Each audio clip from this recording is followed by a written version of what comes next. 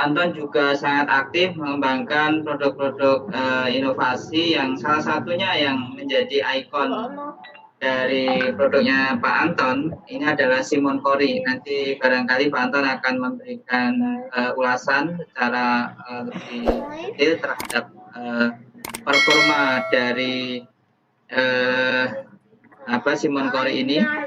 Dan untuk mempersingkat waktu, kami sediakan waktu kepada Pak Anton sekaligus nanti detailnya tentang Pak Anton bisa Bapak Ibu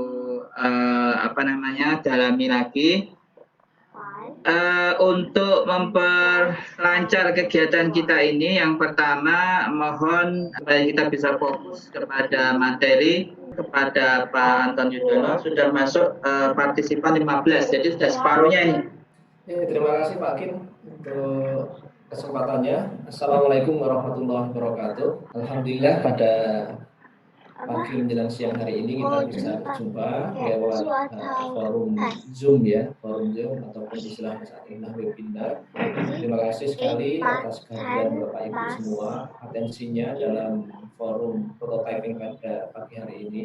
Terima kasih kepada KUBI UAD, Kantor Urusan Bisnis dan Inovasi UAD yang telah menyelenggarakan pada beberapa waktu terakhir, terutama era pandemi, dengan webinar ya, topik webinar. Insya Allah beberapa waktu ke depan juga akan kita buka lagi beberapa sesi webinar termasuk marketing, kemudian PMC model dan sebagainya. Nanti ada Pak Hari dan juga Pak Hendro. Untuk bulan ini saya menyampaikan sharing ya, lebih pada sharing untuk prototyping produk-produk riset yang berbasis inovasi. Mungkin saya akan share screen langsung ya. Sudah kelihatan ya Pak Kim ya? Prototyping produk riset inovatif. Jadi inovasi ini merupakan satu bagian yang terpenting saat ini yang menjadi perguruan tinggi, termasuk bagaimana kita bisa terus untuk mengembangkan teknologi ini yang memberikan tentunya kemanfaatan.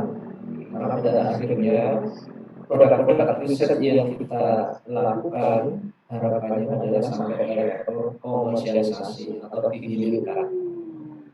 Bahwa ada ribuan perguruan tinggi di Indonesia dengan ribuan SDM dan juga ratusan jutaan mahasiswa ini sebenarnya satu potensi besar yang dimiliki oleh masyarakat. Bagaimana potensi besar itu benar-benar bisa sampai level memberikan kemanfaatan ke masyarakat real. Bahwa penelitian tidak hanya berhenti pada laporan dari laporan, kemudian publikasi dalam bentuk karya, tapi harapannya tetap benar-benar sampai dihilirkan. Jadi sampai pada TKT ke seminar. Bapak Ibu dosen tentunya sudah sangat paham, familiar dengan istilah TKT, itu tingkat kesiaparapan teknologi. Bagaimana produk-produk tersebut kita nanti bisa diserap, dimanfaatkan oleh masyarakat kita. Sedikit perkenalan, seperti yang disampaikan oleh Pak Dr. Yudono tadi. Saya mendampingi bersama Pak Yudono di Kantor Usaha Bisnis dan Inovasi Universitas Madura. Dan beberapa waktu terakhir ini, tahun terakhir, ataupun khususnya di Kantor Usaha Bisnis dan Inovasi, kita bekerjasama dengan Uni Eropa dalam program kita Growing Indonesia Outdoor Enterprise dengan beberapa kolaborasi beberapa kampus di Indonesia dan juga dari Inggris dan beberapa kampus di negara yang lain. Di antaranya adalah menumbuhkan semangat inovasi berbasis teknologi kampus-kampus kita. Background saya pendidikannya saya sampai kebetulan di teknik elektro gitu ya, konsisten untuk teknik elektro. Meskipun bidang elektro ada kebenaran di tim penelitian kami itu bagaimana elektro menunjang produk-produk pertanian. Itu fokusnya kami di dan juga bagaimana produk-produk elektro itu nanti bisa mensupport teknologi tepat guna di bidang kesehatan. Ini juga ada diskusi beberapa peluang-peluang yang bisa kita lakukan terkait dengan produk-produk di potensi yang ada di bangsa kita, khususnya UMKM ataupun small and medium enterprises. Jadi saya ngajak di bidang elektro dan juga bisnis dan informatika. Soalnya ini dulu adalah mahasiswa saya, pikiran saya sekarang sudah menjadi partner. Ini penulis dan Mas Sofan ini fokusnya ada semakin bagus dalam tahun dari saya makanya. Karena mudah-mudahan Bapak Ibu semua selain kita berpikir untuk karya aplikasi yang tahapan berikutnya yang kita tingkatkan adalah bagaimana kita berinovasi sampai ke level hilirisasi. Kemudian tahun kemarin dipercaya oleh Kemendikbud untuk membantu revitalisasi SMK di Indonesia ini karena beberapa produk penelitian yang kami realisasikan ini sampai ke level komersialisasi di bidang pertanian tahun kemarin dan sampai 23 tahun ke depan mendampingi bersama Pak Direktur di HKTI untuk Petani Indonesia dan Bantul khusus di bidang inovasi dan teknologi. Juga sebagai inventor dan founder produk acquisition di antaranya Agrimo, Agriculture Monitoring dan yang saat ini sedang kita fokuskan untuk expand ke beberapa company di bidang agribisnis adalah Simon Kori, sistem monitoring dan kontrol irigasi. Bapak Ibu yang kami hormati, sebelum kita masuk ke program itu sendiri, kita perlu melihat kerangka strategi penguatan sistem inovasi. Di ujung bawah kanan, ini ujungnya adalah goalnya ataupun targetnya kita nanti adalah kesejahteraan dan daya saing ekonomi nasional. Memang tujuan kita membuat produk-produk riset atau inovasi harapannya sampai level ke peningkatan kesejahteraan yang pada nantinya tentunya akan meningkatkan daya saing ekonomi bangsa kita. Itu diawali dari produk-produk ataupun proses inovasi yang tentunya sampai ke level dihilirisasikan. Untuk dihilirkan tentunya disupport oleh manajemen inovasi di masing-masing perguruan tinggi kita yang baik. Manajemen inovasi di masing-masing negeri kita itu nanti akan mengukur sejauh mana tingkat kesiapan inovasi kita, tingkat kesiapan inovasi dari hasil-hasil riset dari dosen ataupun mahasiswa di kampus tersebut. Setelah nanti kita mempunyai manajemen inovasi yang baik di masing-masing PT atau perguruan tinggi kita bisa melirik potensi unggulan daerah kita. Indonesia yang dianugerahi dengan geografis yang luas, negara kepulauan, berbagai ada ribuan suku, ribuan karakter tanah, karakter geografis yang lain. Ini sangat diberikan keuntungan. Masing-masing daerah mempunyai keunggulan. Ada yang agraris, ada yang maritim, ada yang kita mempunyai berbasis pariwisata dan sebagainya. Ini benar-benar masing-masing perguruan tinggi kita bisa sendiri menangkap peluang ini. Tentunya keunggulan daerah Yogyakarta dengan keunggulan daerah tempatnya Pak Saharudin di Sulawesi Selatan ada beberapa hal yang berbeda. Yogyakarta pikirannya adalah agraris, di Sulawesi Selatan ataupun Jawa Utara, Pantura itu berbasis mereka di bidang perikanan atau kelautan. Nah itu tentunya akan menjadi resources yang baik dalam kita mengangkat inovasi kita ataupun society ataupun need dari masyarakat kita. Selanjutnya dengan produk-produk daerah yang akan kita angkat sebagai produk inovasi kita, ini saat ini banyak beberapa skema pembiayaan hibah-hibah dari pemerintah kita untuk bisa mengangkat yang tadinya produk-produk riset menjadi produk-produk komersialisasi, mengarah ke komersialisasi. Diawali diantaranya dengan CPPT beberapa tahun yang lalu, calon perusahaan pengelola berbasis teknologi yang nanti meningkat menjadi PPPT, perusahaan pengelola berbasis teknologi. Harapannya dari CPPT dan PPT itu nanti akan menumbuhkan startup baru di Indonesia ini yang muncul dari kalangan akademisi. Baik itu yang kami hormati, selanjutnya apabila produk kita itu memang layak untuk dikomersialisasikan, nanti dengan ditopang dengan alat ukur namanya tingkat kesiapan inovasi, yaitu KATSILOF, Permen Ristek tahun nomor 29 tahun 2019, itu akan menilai sejauh mana kesiapan inovasi kita untuk dilempar di pasar. Dengan inovasi kita yang berbasis potensi daerah tadi, dengan tentunya melalui proses prosedur penilaian yang runtuh hingga level ke pemasaran yang baik, akan meningkatkan goal dari tujuan kita melakukan inovasi atau riset itu, yaitu kesejahteraan dan daya saing ekonomi bangsa kita. Selanjutnya ini kita dapatkan saat pelatihan reviewer untuk penelitian di DLPM di Kementerian pada tahun kemarin dari 3 tahun yang lalu. Bagaimana manajemen kampus ini benar-benar bisa mengelola produk-produk penelitian dosen dan inovasi ataupun penelitian mahasiswanya sejak dulu hingga hilir. Sejauh ini kita sering penelitian kita henti ke level segmen 3 saja untuk yang besar.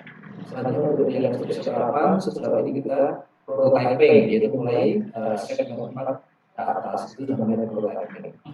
Dalam bahasa penelitian sering disebut sebagai riset dasar atau R&D, kemudian riset terapan dan juga riset pengembangan. Ini dalam bahasa TKT. Selanjutnya kita masuk ke prototype. Apa itu prototype? Apa itu prototype? Untuk membuat handphone yang saat ini 3 kali lipat pemakainya dengan jumlah penduduk Indonesia dari survei Januari 2020, itu sebelumnya sudah dilakukan prototyping yang sangat panjang, R&D development yang sangat panjang, sampai ke level bisa digunakan oleh mayoritas bangsa kita, dan saat ini hampir setiap orang lebih dari 1 gadget yang digunakan. Itu contoh produk prototyping yang per hari ini masih kita gunakan.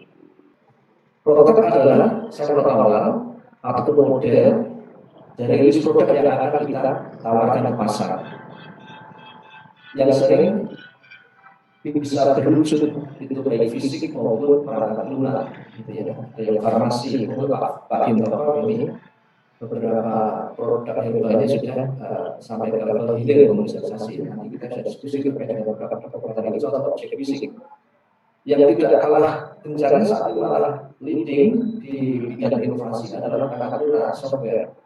Bagaimana di era digital ini, di era industri revolusi industri 4.0 ini, justru di sisi perangkat lunak ini yang sangat cepat sekali produk-produk inovasinya. Tantangan menjadi produk kita semua sudah per hari ini, aktivitas sehari-hari kita benar-benar sudah masuk ke wilayah produk inovasi dari perangkat lunak.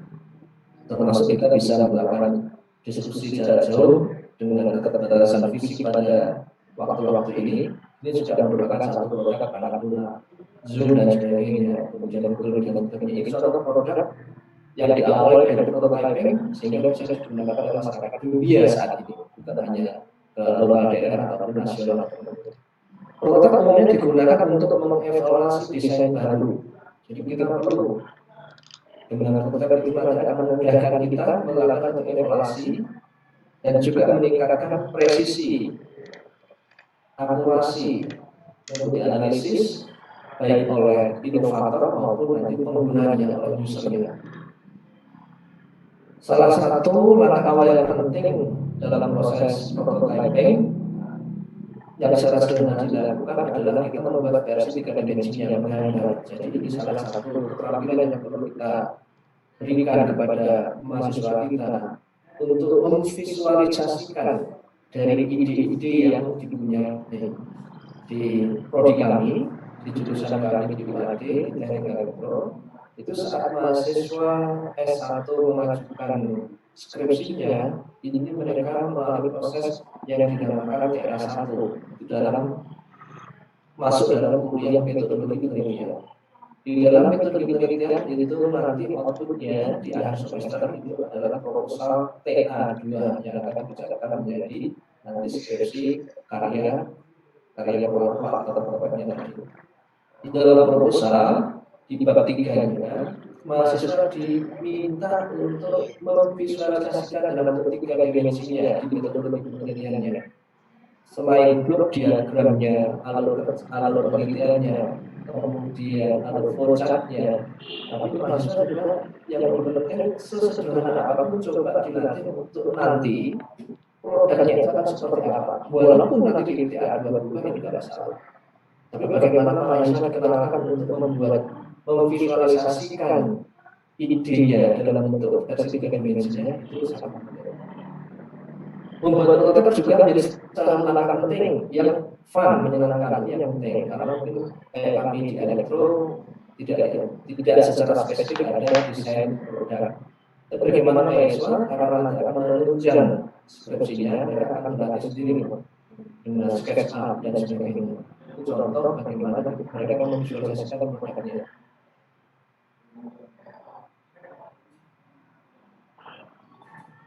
Selanjutnya apa keuntungan prototyping? Dengan prototyping kita mempunyai keuntungan dapat menguji dan memperbaiki fungsionalitas desain. Level kecilnya kita akan menguji secara fungsi berjalan atau tidak. Seperti misalnya yang kami lakukan pada awal sebelum kami membuat Simon Cori atau Arduino sistem monitoring dan verifikasi yang saat ini digunakan untuk pemantauan dan pemilihan nutrisi di dalam sistem pertanian hidroponik. Itu 4 tahun yang lalu kami melakukan prototyping yang sederhana. Bagaimana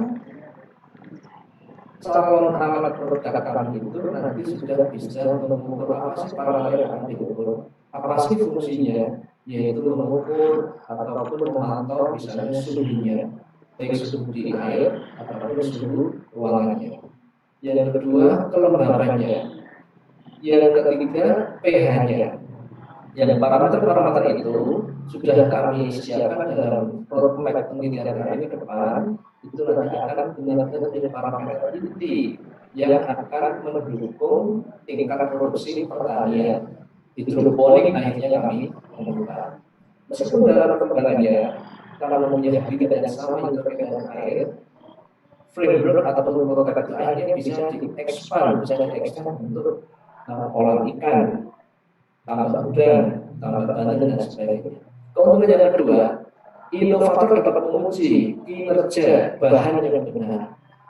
Di beberapa prodi, mungkin yang bukan teknik industri dalam industri atau mekanikal, kayak kami elektro, tidak ada mata kuliah spesifik yang mengajarkan tentang metalurgi atau tentang teknologi bahan.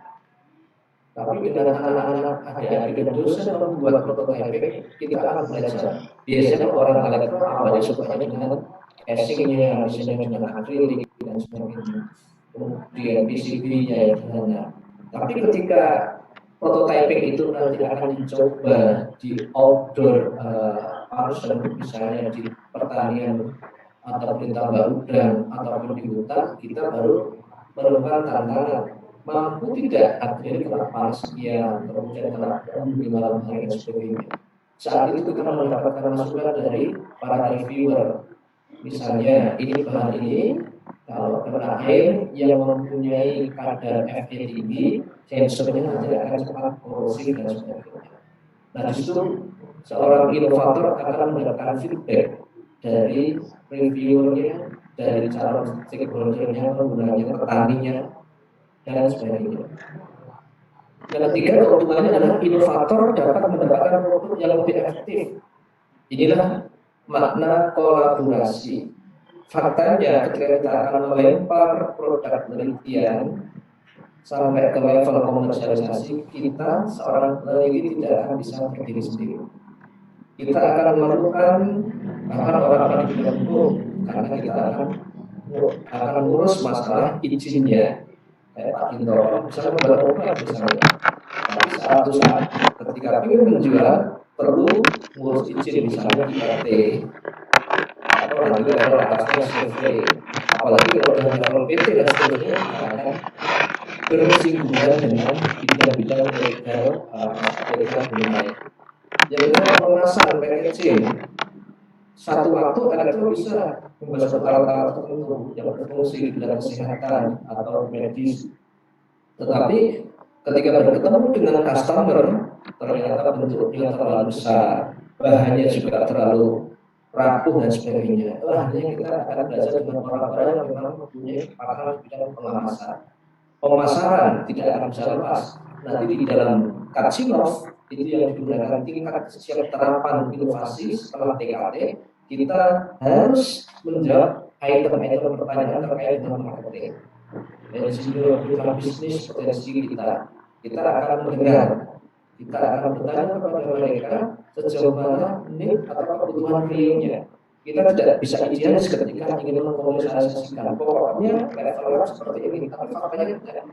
Yang dipakai di lapangan kadang sering yang di lapangan justru produk-produk teknologinya tidak memerlukan algoritma yang terlalu tinggi, tetapi mereka sangat membutuhkan yang misalnya bagaimana di era pandemik ini rumah sakit ataupun dokter-dokter di klinik-kliniknya memerlukan X-house ruangannya supaya bisa dibuang udara dari dalam. Itu sebenarnya sederhana, tapi ada permintaan dari user, bisa enggak tim Bapak membuat X-house tadi yang kita beli branding dari luar, tapi bisa dikendalikan, dimatikan, dihidupkan, dan dikontrol RPM-nya dengan Android misalnya. Nah, ini contoh, kita harus mendengarkan mitra bisnis kita. Yang keempat, dengan prototyping kita akan menunjukkan kepada customers bahwa kita sebagai seorang inovator itu benar-benar bersungguh-sungguh. Makanya kalau orang yang di bidang kuliner mereka membuat sampling, ada lebaran mereka membuat produknya pasti membuat sampling. Tidak hanya cukup dengan menunjukkan gambar. Bahkan saat ini sudah ada era video, kita bisa menggambarkan kerjanya di video 3 menit dan 2 menit ini Pak URL-nya di alat kita dan sebagainya. Itu contoh bahwa prototyping itu sangat penting ketika kita harus mempresentasikan produk kita. Selanjutnya, ini contoh yang saat ini terus dikembangkan oleh Kementerian dan juga para inovator, itu tentang design thinking dalam inovasi. Design thinking ini penting Bapak Ibu sekarang semua, dan saya juga sedang terus mengembangkan untuk belajar tentang design thinking ini yang dimulai dari 5 langkah yang tentang empati. Empati ini maksudnya ya tadi itu kita mendengar, kita berarti mendengar sebanyak-banyaknya apa yang dibutuhkan oleh pasar, apa yang dibutuhkan oleh masyarakat, apa yang dibutuhkan oleh pengguna. Kemudian nanti kita akan membuat drafting, mendefinisikan dalam bahasa kita sebagai seorang desainer teknologi.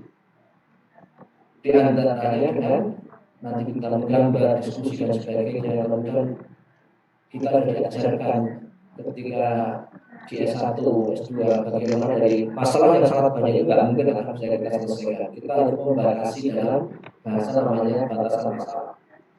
Problem statementnya di sana dijelaskan, harus kuat. Yang berikutnya dengan ideation ataupun kita merucutkan idenya dalam bahasa itu namanya the aims of study ataupun tujuan penelitian kita apa. Setelah merucut, jelas batas masalahnya, jelas parameternya, jelas ideasinya, nanti kita baru bisa membuat metodologi yang baik untuk diteruskan dari prototyping.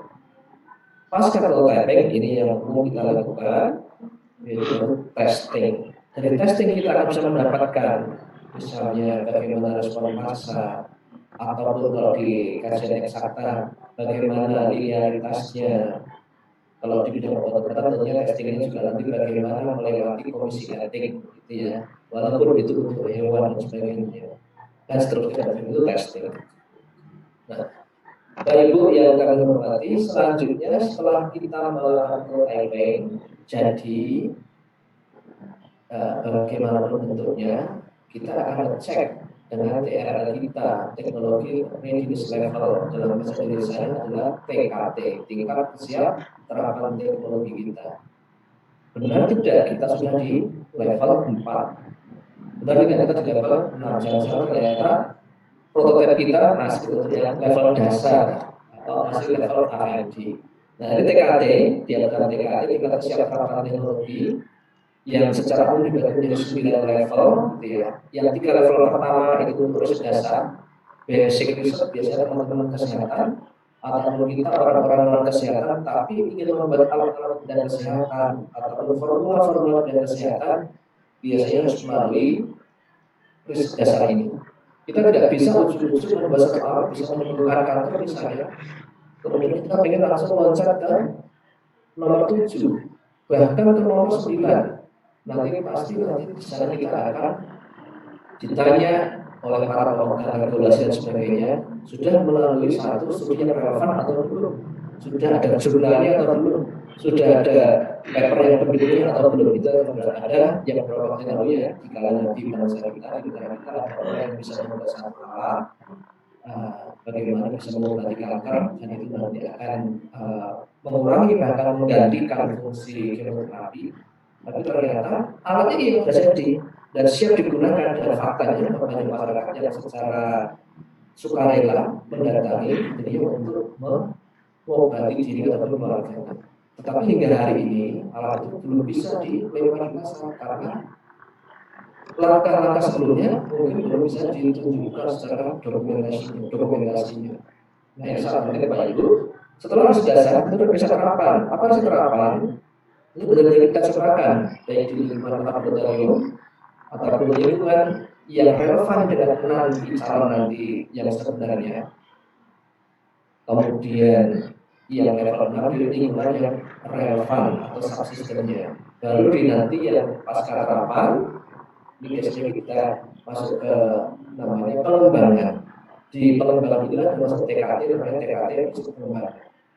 Demonstrasinya sudah di lingkungan sebenarnya. Kalau kita ingin coba ini untuk pengamatan hidroponik sudah bukan hanya di lab saja, tapi hidroponik yang di level perkebunan rumah. Nanti akan banyak masukan dari hidroponik Pak, ini ternyata air bakunya berbeda, karena airnya tidak mengandung klor yang tinggi. Di tempat kami satu daerah itu malah HPnya tinggi, sehingga sensor Bapak kalau kita pakai 3 hari ini sudah rusak dan dan sebagainya. Ini yang benar-benar kami alami.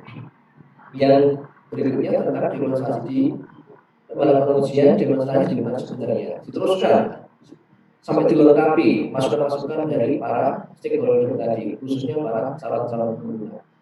Kemudian yang level 9 benar-benar teruji dan terbukti berhasil pengoperasiannya. Satu siklus panen misalnya, oh benar, setelah menggunakan alat Bapak ternyata produksi kami lebih meningkat atau minimal sama, tetapi memudahkan kami yang sebelumnya kami menggunakan anak kandang atau apapun yang harus tiap hari dicek 3 kali dengan alat pantau yang Bapak gunakan, alat kontrol yang Bapak gunakan. Sekarang tenaganya kami cukup dengan 1 orang saja. Bahkan saya sendiri bisa memantau kondisi perkebunan kami. Itu contoh sistem benar-benar teruji. Tapi belum tentu bisa langsung dilempar ke pasar untuk dijual.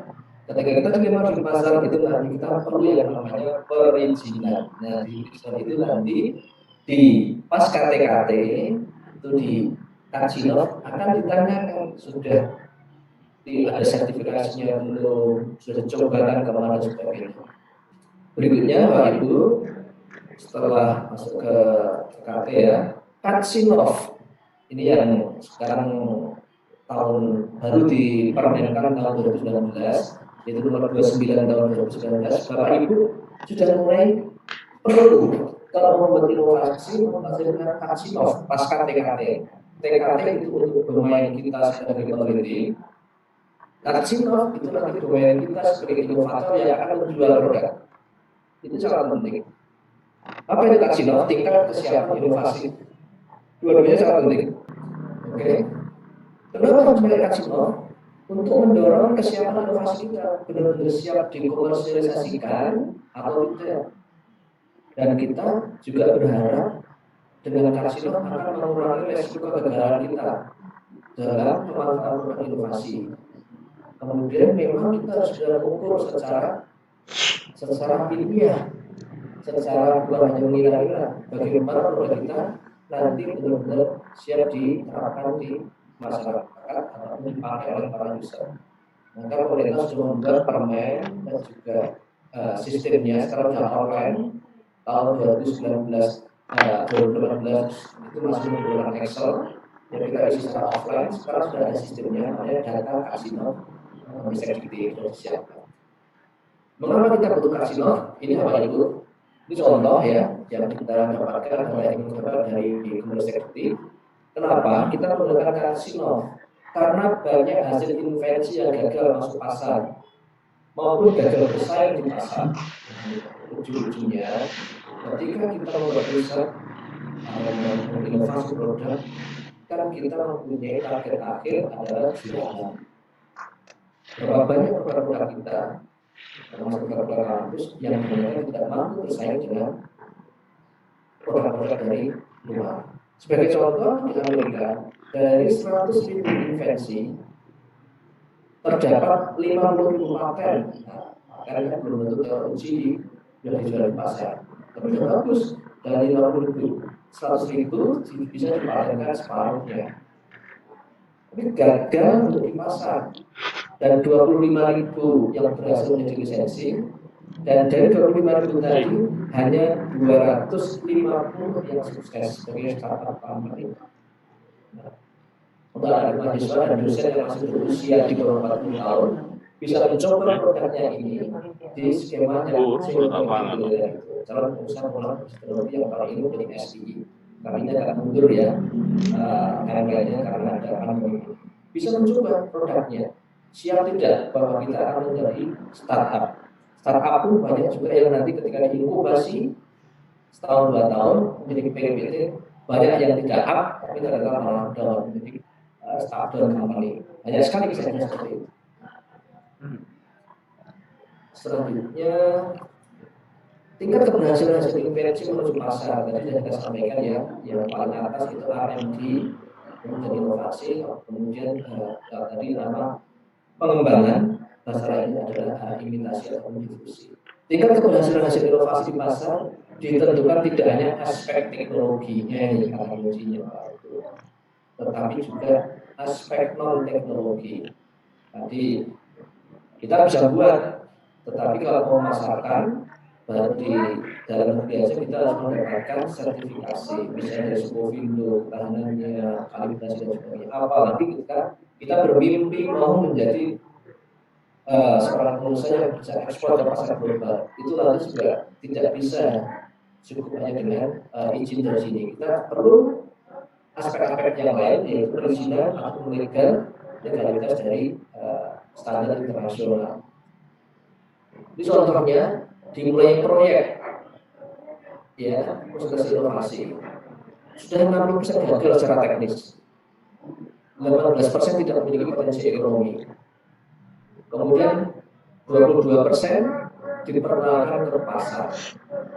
Yang diperkenalkan ke pasar ada disaring lagi, 60% gagal secara ekonomi, 40% berhasil secara ekonomi.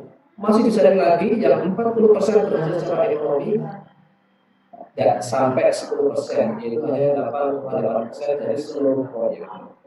Jadi dari 100.000 invensi yang berhasil hanya 310.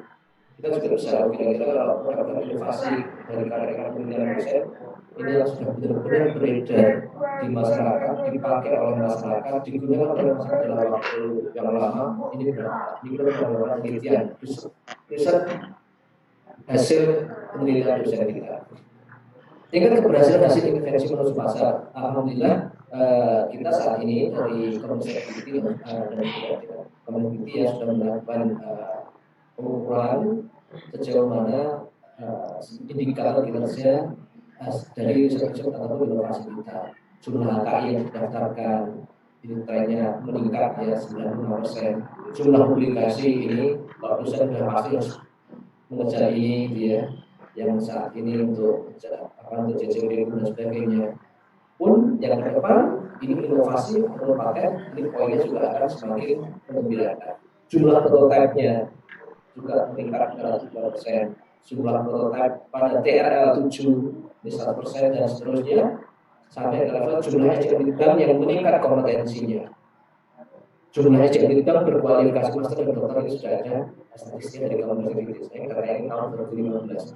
Asal yang belum menggunakan kasino, kebanyakan invensi kelas kita yang kebetulan orang-orang di kampus masih cenderung dari kacamata teknologinya, kita masih fokus ke teknologinya. Kita belum melihat secara kacamata yang lebih luas, apakah pasar benar-benar membutuhkan dalam invensi kita atau temuan kita atau produk kita. Sehingga kita masih belum baik teman-teman di dunia kampus untuk melihat wawasan pasarnya.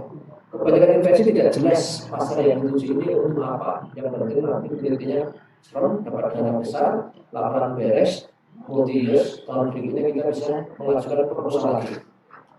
Serta tidak memahami kebutuhan pasarnya. Produk baru yang dilepas ke pasar tidak memiliki keunggulan bersaing dan banyak gagal memuaskan kebutuhan konsumen. Coba kita masing-masing dari kampus kita dari sekian ratus atau sekian ribu dosen, produk ada beberapa produk yang bisa dikasihkan sampai ke level 5. Dari laporan kasilog yang terakhir minggu kemarin, Pak Indra juga mengisi, UAD hanya mampu bisa mengisi yang level siap dipasang hanya 13. Kemudian juga ada IPB yang tertinggi. IPB berapa Pak kemarin ya? Itu yang terbanyak ya. Ini contoh teruskan aja. Dan juga gagal membedakan diri secara signifikan dengan produk kompetitor. Oke, makanya ada dari Airclass dan penting sekali yang mempopulerkan metode lean startup. Apabila kita tidak tahu apa yang dibutuhkan customer, maka kita juga tidak akan tahu kualitas dari apa inovasi kita. 20 alasan mengapa startup gagal. Berdasarkan dari pemeriksaan terhadap satu startup, porsi yang terbesar yaitu 42% tidak ada kebutuhan pasar tapi tetap membuat. Ada yang kedua, kehabisan uang tunai. Kita nanti butuh investor. Kita butuh pendanaan. Kampus kita siap tidak untuk berinvestasi. Sekarang sudah banyak kampus yang menjadi inkubator bisnis, sudah membuat inkubator bisnis dan alhamdulillah UPI termasuk inkubator bisnis. Kemudian kita mungkin bukan tim yang tepat saat menjadi tim riset kita kompak saat mau jualan, sudah biasanya terpecah kompetisi, pasar harga biaya kayak kita harus beli komponen dari luar negeri. Ini sudah pandemi, justru sudah minta cepat-cepat. Komponen belum bisa dikirim dan seterusnya. Produk yang buruk, satu waktu produk kami ini dibawa oleh reviewer dari reviewer bisnis. Kemudian boxnya itu angkat-angkat di dunia pencarian. Dia mendengar ini produknya masih kosak-kosak dengar-dengar. Nah itu contoh produk yang buruk. Ini nggak bisa nanti kalau jatuh terbanting dan sebagainya cepat rusak. Tapi kami belinya. Dan seterusnya hingga gagal melakukan pivot perubahan strategi. Pengennya 110 terdapat income sebelumnya, tapi ternyata pasar berubah cepat. Ini contoh produk gagal karena tidak memahami konsumen, yaitu Google Plus. Padahal Google yang punya R&D yang bagus, ternyata tidak semua produk Google juga sukses. Ada yang produk gagal namanya Google Plus. Ini contoh pakaian dalam ya, yang ternyata tidak sukses. BIC adalah sebuah perusahaan yang telah dikelola untuk produk berupa pulpen dan korek api. Tapi ingin coba-coba, pikirnya hampir setiap orang pasti punya lebih dari 1, lebih dari 3. Tapi faktanya tidak bisa bersaing dengan produk yang lain. Emotional innovation yang gagal. Maka yang bagus tadi kita sampaikan bagaimana kita inovasi kita berbasis potensi daerah kita. Dan itu secara liga kita susah disamai oleh daerah yang lain. Alasan ketiga, banyak hasil invensi yang telah lolos dari TKT, bahkan khususnya 9 sudah mentok, tetapi tidak didukung oleh aspek non teknologi, teamwork, legalitas, sertifikasi, strategi pemasaran, investasi. Kita mungkin sebagai seorang peneliti dan seorang dosen tidak punya bakat untuk menggait investor, presentasinya bingung, cara meyakinkannya tidak terbiasa, kita untuk presentasi jualan produk dan sebagainya. Kita perlu pihak ketiga. Itu bisa menunjukkan alumni kita yang punya talenta yang bagus. Bahkan nanti kalau kita sampai level ke menjadi benar-benar PT misalnya, tidak mesti kita sebagai CEO. Kita nanti masuk ke kampus lagi untuk melakukan riset lagi, nanti siap disuplai untuk produk yang baru lagi. Investasi. Barrier ranking dalam pengembangan teknologi. Barrier utama pada kasih 1 dan 2 adalah aspek teknologi. Kita akan dicek di kasih 1 dan 2. Benar-benar siap tidak teknologi kita. Kalau kita 1 dan 2 sudah banyak turunnya, nanti nilainya dianggap belum memenuhi. Kemudian untuk aspek marketnya itu nanti kasih 3 ke atas. Barrier utama ada di sini. Barrier atau aspek market menjadi besar peranannya pada level yang lebih tinggi. Kasih 4, 5, dan 6. Terakhir kan kasih 6. Nah ini contoh, keren produknya, keren teknologinya, tinggi canggihannya. Contohnya pesawat N220. Aspek pembiayaan itu sudah tidak menggembirakan. Kegagalan pengembangan N250 disebabkan melemahnya dukungan kebijakan sektor.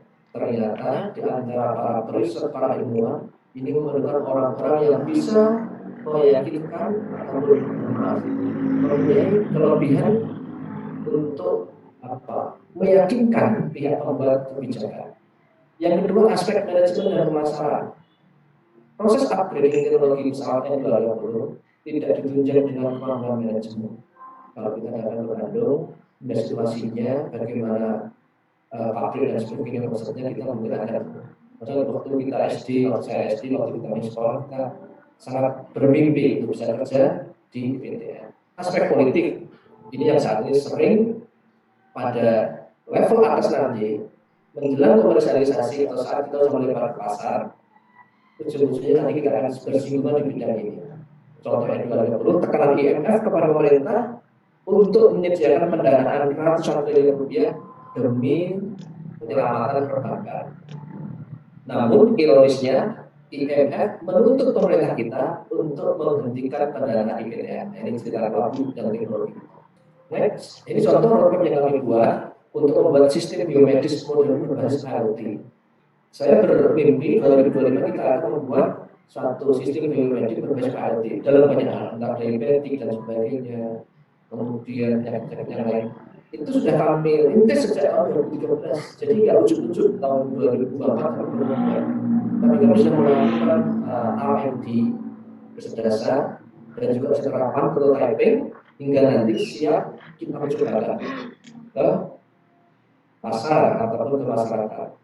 Meskipun nanti proses di dalamnya, kalau untuk alat kesehatan, memang ini nanti melewati jalan yang lebih berat daripada untuk alat-alat yang terkait dengan perkebunan, tanian, perikanan, dan seterusnya.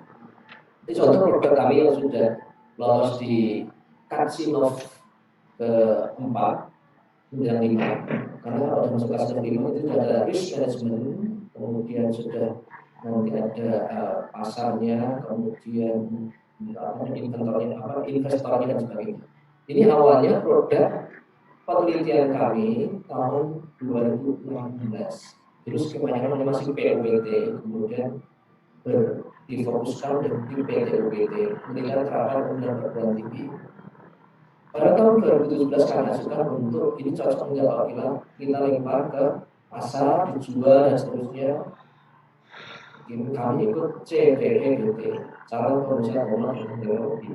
Dan alhamdulillah dia sangat baik, ada yang beli, kemudian ada testimonial dari user dan sebagainya, ada workshop yang benar, ada proses sertifikasi yang kami lakukan, bagaimana sungguhnya pemanfaatan apabila ada sertifikasinya, pemanfaatan pH-nya dan seterusnya.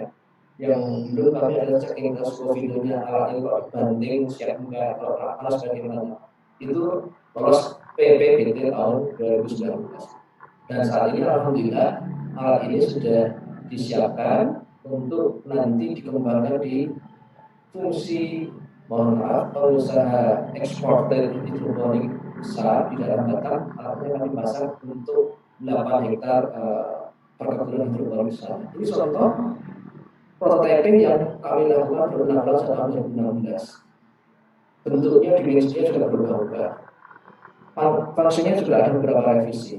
Bahkan namanya berubah. Dulu namanya belum Simon Quarry, waktu masih PT kami inginkan namanya menjadi Agriculture Monitoring. Tapi karena kita ketemu dengan Pak Direktur, ini namanya jadi benar ada masukan. Ternyata setelah dicek di internet lewat YouTube, Agriculture sudah dipakai di US di Amerika, harus diganti. Dan ya itu contoh-contohnya yang di keuntungan prototyping tadi kita akan bersinggungan dengan banyak mitra dan banyak pakar yang akan memberikan masukan kepada kita. Kita sebagai inovator tidak boleh terlalu idealis, tidak boleh terlalu harus, mohon maaf, maksudnya harus melakukan ide-ide kita, pokoknya harus seperti nggak bisa. Kita dengarkan dulu menjadi pendengar yang baik, mereka calon-calon pemilih kita, yang kita mendengarkan apa yang disampaikan mereka, dan kita usaha masuk lagi ke workshop, kita perbaiki, termasuk bahannya. Oke, ini beberapa catatan penting dalam inovasi produk riset. Ternyata, Bapak Ibu sekalian, inovasi kita tidak cukup dengan aspek teknologi saja. Kita sudah memperhatikan sisi non teknologinya. Kemudian periset kita sejauh ini masih fokus kepada teknologi push atau fokus kepada aspek teknologi saja. Kita lemah dalam bidang wawasan pasar, segmentasinya, terus pasar dan seterusnya. Kita belum mengetahui siklus hidup produk kita. Kita harus cermat. Barang-barang elektronik itu biasanya siklus hidupnya lebih cepat. Makanan minuman juga cepat, coba di Jogja ini. Sangat cepat. Sangat trennya enggak sampai 5 tahun. Banyak sekali kita bisa belajar. Misalnya model ayam geprek ikut semua, ayam penuh ikut semua, KNT juga ikut semua. Itu hal yang mudah diikuti oleh orang yang lain. Obat-obatan biasanya akan lebih lama. Ini oleh Pak Direktur Pak Santi yang Farmasi. Obat-obatan biasanya lebih lama, bisa 9 tahun lebih. Maka misalnya Pak Ali Ginanjar ini kemarin oleh dari kami webinar dengan Sekti, itu menghadapi perubahan ini yang sangat cepat, termasuk masa pandemi ini, ada yang terpuruk, ada yang jatuh, tetapi juga ada yang mengambil peluang di tengah pandemi ini. Dalam arti yang positif, ini dengan inovasi dan kolaborasi. Orang berlomba-lomba membuat chamber, orang berlomba-lomba bagaimana membuat teknologi ventilator dan seterusnya. Ini peluang buat para inovator, peluang untuk memberikan sumbangsih keilmuannya di dalam masa pandemi ini. Katsinov ini bukan sekedar alat ukur, tapi mindset bagaimana pola kita melakukan riset. Ini coba mulai diukur dengan Katsinov selain dengan TKT-nya. Kemudian berikutnya setelah Katsinov kita akan mengikuti desain untuk nanti jualannya. Desain thinkingnya menjadi sangat penting di sini. Konsep bisnisnya kita menggunakan BMC, Business Model Canvas. Kemudian ini sama dengan Steve Jobs gitu ya, yang kira-kira kita harus memulai dari user experiences, baru teknologinya. Need-nya user apa? Baru dapat kalian menyampaikan design thinking itu adalah prinsip utama dalam empati yang 5 langkah tadi itu sebelum ke define tadi. Nah, Bapak Ibu semua, kita sebagai dosen, yang sebagai pengajar ataupun nanti yang di kampus, mohon maaf, mungkin kita sudah mulai memberikan harapan-harapan spesial kepada anak didik kita, mahasiswa kita, bahwa sejak awal sudah diarahkan untuk bermindset sebagai teknopreneurship, gitu ya, pengusaha berbasis teknologi. Dan di beberapa perguruan tinggi sudah melakukan ini, termasuk di kampus kami. Ini KUBI, kantor usaha bisnis dan inovasi ini, fokus besarnya adalah untuk mahasiswa. Jadi bukan hanya mahasiswa nanti targetnya lomba saja PKM, robot terbang dan sebagainya. Tetapi pertanyaannya pas kalau lomba dapat medali, dapat peringkat di tingkat bawah, mampu tidak produknya itu nanti dikembangkan sampai ke level komersialisasi. Itu yang kita sudah melakukan lomba bertahun-tahun, puluhan tahun. Tapi bagaimana kita bisa checking berapa banyak produk-produk itu yang benar-benar sampai ke level Katsinov 6, sampai ke level dijual di pasaran. Ada branding namanya seterusnya. Pendekatan inovasi itu sangat penting ya tadi ya, melihat siklus hidupnya, life cycle tiap-tiap produk. Kemudian inovasi harus cepat, mengikuti pasar, momentumnya harus tepat. Kami sudah membuat chamber kemarin, chamber untuk disinfektan di awal pandemi minggu ke-2 Maret. Tapi pas alat mau jadi, kami sudah membuat 6, ternyata ada edaran dari WHO dan Kementerian Kesehatan bahwa itu tidak baik untuk kesehatan jangka panjang. Akhirnya chamber kami ada sekarang nganggur. Itu contoh momentum yang tidak tepat kalau mengarah ke profit. Tapi ternyata kami ada semacam CSR dari PT kami, dasarnya itu kami berikan ke beberapa tempat dengan bahan disinfektan yang berbeda. Mereka menggunakan yang menggunakan siling dan sebagainya yang berbahaya untuk kesehatan jangka panjang. Kalau mengarah ke benefit, kalau keuntungan yang lain bisa tidak. Nah, kalau itu untuk Archinov bisa dicek dia di data inovasi Ristek Green ID. Tapi tentunya nanti sebelum kita sebagai pengguna, pihak kampus tentunya mempunyai akun kampus, akun instansi dulu, baru nanti disiarkan ke masing-masing akun inovatornya. Oke, ini Karcinov. Konsep Karcinov itu ada 6 tadi ya. Satu aspek konsep, kemudian komponen, 3 penyelesaian, yang 4 jasem, kemudian yang 5 kompetisi. Nah, kami belum lolos sampai di kompetisi ini. Kemudian yang terakhir itu adalah aspek change over ataupun prosedur. Kita bisa mengganti dengan metode baru ataupun tren yang baru atau melakukan jatuh. Kemudian aspek lain dikasih apa ternyata bukan teknologi, tapi ada aspek pasar, aspek organisasi, itu internal, tim kita, timnya siap atau tidak, dan aspek D kemitraan, mitra kita, siapa calon pembelinya, siapa calon pasarnya, akan jangka panjang tidak, sustainability-nya betul atau tidak, aspek resiko, aspek manufaktur dan aspek investasi itu mulai Karcinov 1 sampai Karcinov 6 akan diberikan checklist kita. Kita akan ditanya di sana dan total ada 124 pertanyaan. Dari 124 pertanyaan itu akan disebarkan menjadi level 6 level tadi itu. Kita akan tahu ternyata sampai Karcinov 1 kita sudah berhenti. Nah, nanti kita bisa evaluasi produk lalu diperbaiki. Nah, itu kita bisa belajar dari sana. Jadi mohon Bapak Ibu mungkin bisa menjadi alat ukur nanti ke depan. Dengan ingin mencoba terapan, kita bisa belajar tentang Karcinov ini. Sekali lagi, aspek teknologi itu hanya 1/6 dari total nanti yang diperlukan sampai kita ke level komersialisasi. Ini yang awalnya aspek teknologis, setelahnya ada Karcinometer. Sebelumnya berbasis Excel, sekarang sudah sistem online dengan sekali bisa menghubungi masing-masing operator kampusnya. Oke, enggak dulu, bicara lagi aja. Nah, design thinking sekilas Bapak Ibu yang penting dalam design thinking selain aspek teknologi ada aspek bisnis dan aspek people. Apa kebutuhan mereka? Ini contoh ya. Nah, kita sudah melakukan paving yang baik-baik, ingin seperti apa paving, tapi ternyata secara naluriah termasuk orang-orang kita ini suka ambil shortcut-nya. Maka ini rumputnya enggak tumbuh menunjukkan bahwa jalur itu menjadi jalur favorit para pejalan kaki. Ini kita bisa, dan banyak aspek-aspek itu di masyarakat kita, termasuk bagaimana pemasangan traffic light dan sebagainya, mana yang perlu hijau, kuningnya dan seterusnya, mana yang tidak perlu ada merahnya. Itu termasuk bagaimana kita membuat produk ataupun setting sistem itu dengan user experience-nya. Design thinking itu membuat kita manusia itu sebagai elemen yang sangat penting. Dalam hal ini adalah people itu sangat penting untuk memajukan teknik kita dan juga sisi yang lain itu bisnis. Kita mulai mengembangkan gitu ya, dari sebelumnya analytical thinking, gitu ya, bagaimana kita mengarah kepada intuitive thinking. Nah, design thinking ini tengah-tengahnya, jadi juga tetap tidak meninggalkan atau tidak mengesampingkan sisi analyticalnya, tetapi juga tidak sepenuhnya, juga ada sisi intuitifnya, ada sisi predominannya, holistiknya, kadang-kadang juga ada subjektif. Kok bisa sama saja, pokoknya feeling saya itu. Kadang ada sisi juga para bisnismen itu pada dasarnya, pada akhirnya mereka juga banyak yang ketika menjalankan ternyata mereka sudah levelnya intuisi. Maka beberapa parameter kecerdasan yang sedang dikembangkan ada namanya intuitive question, juga ada kecerdasan intuisi juga.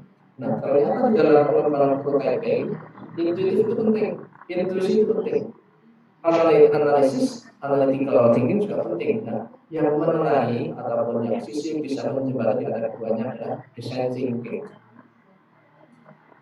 Design thinking ini paradigmanya ya. Kalau dulu kita akan selalu memberikan jawaban pertanyaan, kalau yang design thinking, apa pertanyaan yang tepat. Kemudian rational thinking itu dapat diulang, proses terbukti. Design thinking adalah intuitif, praktek, responsif. Tradisional itu desain untuk, design thinking adalah desain dengan memperlihatkan bahwa kita mempunyai cabang-cabang kolaboratif. Memikirkan pengetahuan, kita membangun pengetahuan. Tradisional banyak bicara, kita banyak mendengar dari viewer, mendengar dari customer, mendengar daripada lawyer dan sebagainya. Kita diarahkan antara ekspor dan impor dan sebagainya. Tradisional memaksa masuk, design thinking jalan keluar solutif. Tradisional itu dengan data, design thinking itu dengan sejarah dan seterusnya. Kalau tradisional ini evolusional pelan-pelan, kalau design thinking ini evolusional dalam arti yang baik. Tradisional itu individu, design thinking itu kolaboratif. Seperti yang kami sampaikan tadi itu, kita tidak akan mungkin sebagai dosen sudah sibuk banget dengan mengajar peneliti kalau kita harus sampai mengawal jualan, desain flyernya, kemudian online shopping yang kita pikir nanti malah ada malas makan rusak semua. Sehingga kita siapkan dengan kolaboratif. Itu maksudnya design thinking. Design thinking tadi ya ada 5, empatis, empati, kemudian define, kemudian ideation, prototyping dan testing. Masing-masing mempunyai fungsinya. Ketika di tahap empati kita akan memahami masalah, kemudian define-nya kita analisis dan interpretasi dengan dan rencana planningnya. Ketika ideation kita brainstorming, itu imajinasi, riset dan perenungan, menggambar yang baik kepada sebagainya. Prototype menerapkan kreativitas untuk penciptaan, testingnya, mereview dan merevisi sehingga ada close feedbacknya. Nanti kita akan ambil lagi, pergi lagi sampai membuat yang terbaik. Manfaat thinking adalah untuk kita selalu berinovasi ya, semangat, tadi ada fun-nya, senang untuk buat prototyping dan sebagainya, happy. Bekerja bukan dalam tekanan, bekerja itu adalah piknik, pekerjaan itu adalah rekreasi dan sebagainya. Membantu menciptakan diferensiasi dari kompetitor kita banyak melihat, banyak mendengar, kemudian bisa membuat diferensiasi perbedaan. Sering orang punya ATN, amati tiru kita harus memodifikasi. Kalau di bahasa Jawa 3N ya, nonton dulu, sering nonton, kemudian niteni secara detail, melihat secara detail, part per part, section per sectionnya. Kemudian kita N yang berkira nambahin. Ini harus Pak Dir ya. Penting 3N. Nonton dulu, kemudian niteni, secara detail dan nambahin. Yang ketiga membantu meningkatkan di sini. Improvement-nya bisa. Improvement bahwa customer satisfaction itu sangat penting sekali yang kita melayani customer mereka. Contoh-contoh produk-produk yang sudah menggunakan design thinking dalam pengembangan teknologi mereka, contohnya Airbnb yang saat ini, digital teknologi, Apple, sebagainya, SAP, IBM, Google, Uber.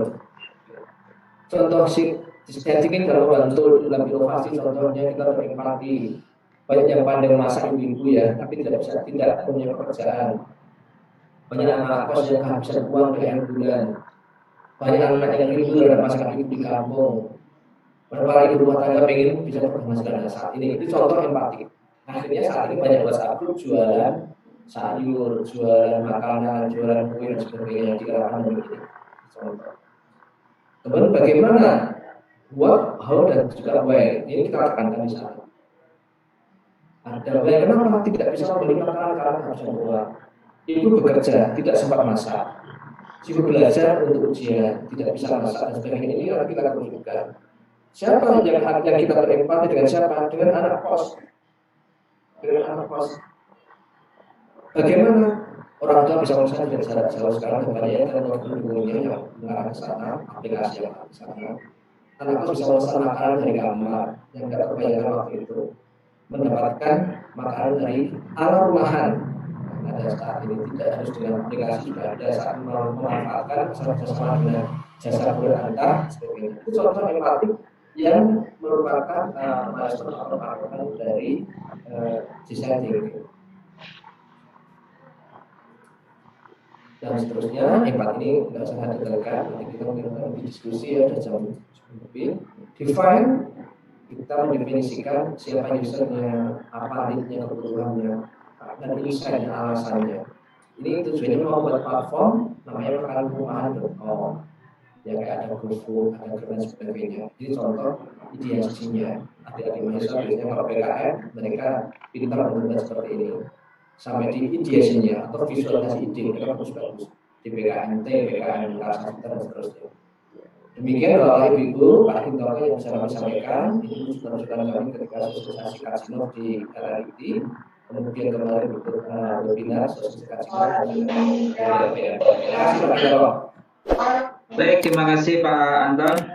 Bapak Ibu semuanya, demikian paparan dari Pak Anton terkait dengan prototyping.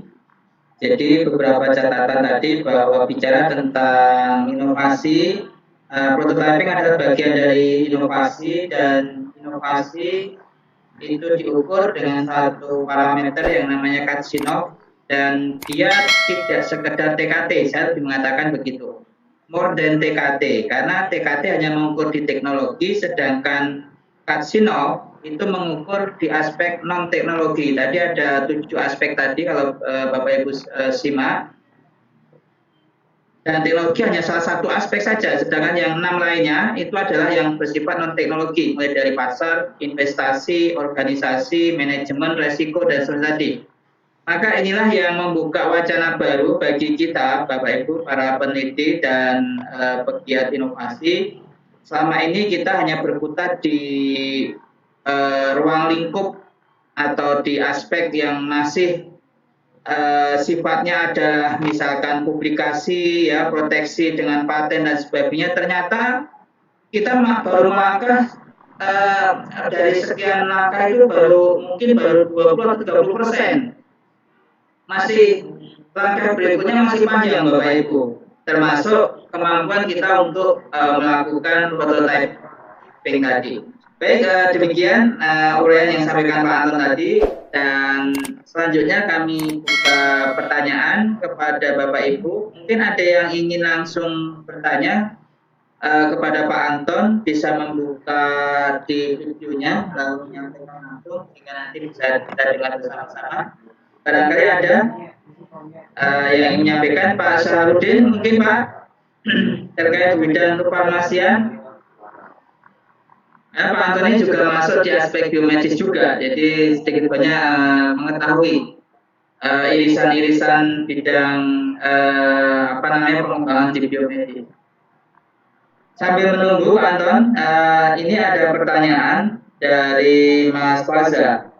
Assalamualaikum warahmatullahi wabarakatuh. Perkenalkan, nama saya Faza Almeka dari Samarinda, Kalimantan Timur. Ya, Kalimantan Timur, Pak Anton. Saya mau bertanya, apakah untuk usaha dalam dunia software development, ya, harus melalui tahapan-tahapan yang telah dijelaskan dengan seperti yang disampaikan Pak Anton tadi. Jadi tahapan-tahapan dalam pengembangan itu seperti empati dan define, dan seperti tadi Pak Anton, ideation, apakah harus lewat tahapan-tahapan seperti itu dalam pengembangan software development? Monggo Pak Anton, ditunggu jawabannya. Oke, terima kasih Mas Faza Alamika ya. Ini sebenarnya alumni MTI. Terima kasih Mas Faza, sukses untuk Mas Faza kalau tim ya dari Kalimantan Timur. Dan saat itu sudah di kelas juga, sudah informatika di sana.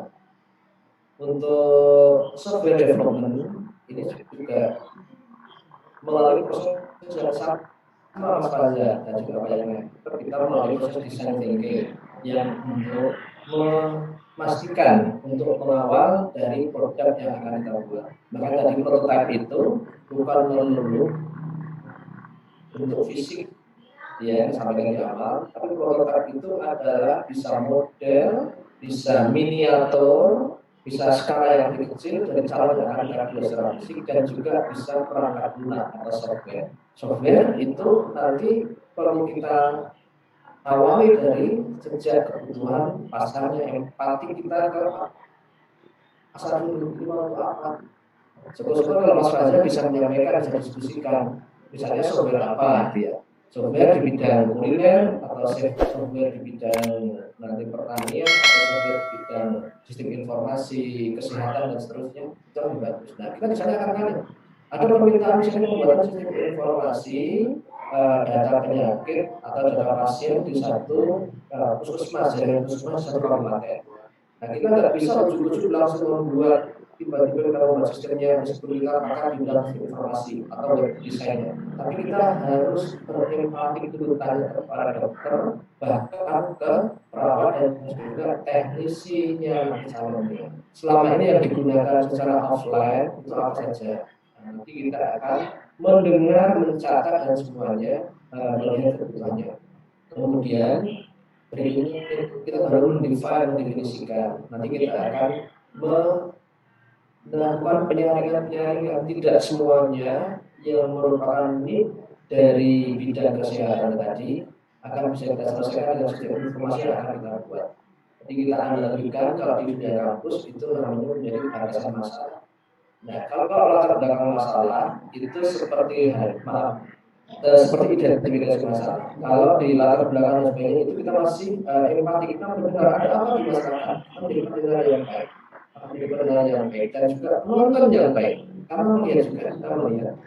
Setelah itu kita mengidentifikasi, mendefine, itu mengidentifikasi apa aja sih bahasa singkatnya permasalahan yang real di masyarakat ini. Kemudian dari identifikasi masalah yang ada agak repot juga kalau kita bisa menyelesaikan semuanya. Maka kita perlu membatasi. Maka biasanya identifikasi masalah itu ada 10 karena keterbatasan kita, SDM kita, infrastruktur hardware kita, sehingga kita membatasi di define itu dengan 3 masalah saja. Oke, untuk short term program ini itu berdasarkan pendataan pasien dari tahun 2018 sampai 2020 misalnya. Itu contoh kita mendefine. Kemudian masuk berikutnya adalah kita mau ideation. Kemudian ideation bagaimana nanti UX-nya, bagaimana tampilannya, bagaimana nanti ke depan untuk kemudahan teknisnya dan sebagainya itu ideation. Nah itu yang berikutnya kita sampai memvisualisasikan nanti bisa menggunakan hardware apa harus PC atau laptop atau bisa diakses lewat Android. Nah saat ini masyarakat dikit-dikit mintanya sudah Android karena yang dipegang kecil, simple, mobility mudah dan sebagainya itu adalah dengan Android. Makanya sekarang banyak software, Mas Fajar, kebanyakan ujung-ujungnya nanti minta, Pak bisa nggak kalau dengan Android? Termasuk era sekarang work from home, kemudian school from home dan sebagainya. Ini kebanyakan orang pengennya yang simpel aja, bisa dari handphone. Orang sudah mulai meninggalkan PC. Orang sudah mulai pengen sudah dikit-dikit pakai laptop. Sekarang dikit-dikit kalau bisa dengan gadget atau Android. Sehingga seorang programmer tertantang ketika nanti melakukan satu prototyping. Jadi mengarah pada aplikasi. Berarti Android programming sekuat itu contohnya. Berikutnya kita testing.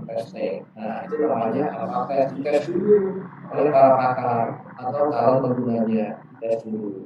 Baru kalau sudah nanti ada beta test. Jadi ada alpha test, ada beta test. Alpha test itu oleh para pakarnya. Beta test itu nanti karena penggunanya seorang ibu kita ambil sampel yang mempunyai penyakit bawaan umur mungkin misalnya sepeda atau puskesmas, ibu latihan ngisi supaya bulan ini tidak perlu kontrol.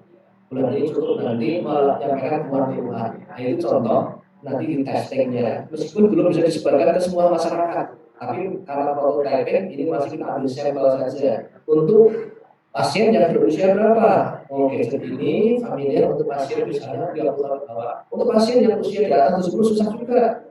Gadgetnya kecil, gitu. Mereka sudah pulang untuk cari baterainya aja susah. Itu termasuk nanti kita cek di testing.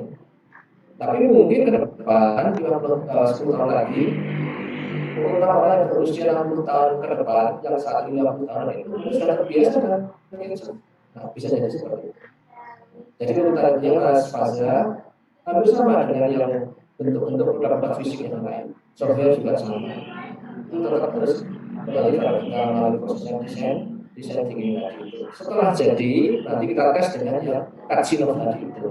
Ya, tingkat kesiapan inovasi baru nanti ada nggak investor yang siap membiayai, terus kalau baru saya itu siapa yang membiayai dan sebagainya. kasih waktu itu sudah besar. Itu Pak Kim. Ya.